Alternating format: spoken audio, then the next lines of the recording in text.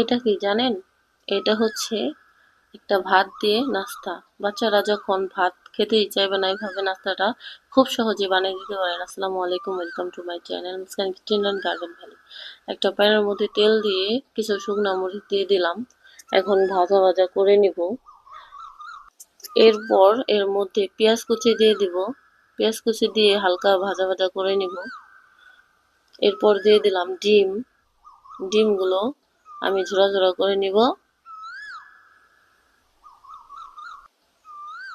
এখন এর মধ্যে দিয়ে দিব লবণ টেস্ট অনুযায়ী। লবণটা যার যার টেস্ট অনুযায়ী দিবেন। এই নাস্তাটা অল্প কিছু উপকরণ দিয়ে রান্না করতে পারবেন। দিয়ে দিলাম আমি গাজর কুচি।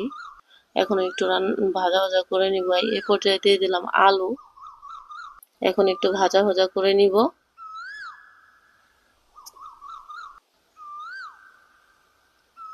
এখন এর মধ্যে দিয়ে দিলাম একটু পানি, গাজর আর আলুটা সিদ্ধ হওয়ার জন্য।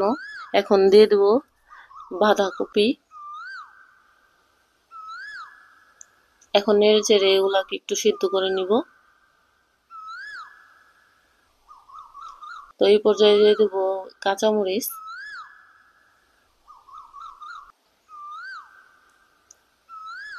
এখন এর মধ্যে দিয়ে দিব রান্না করে রাখা ভাত।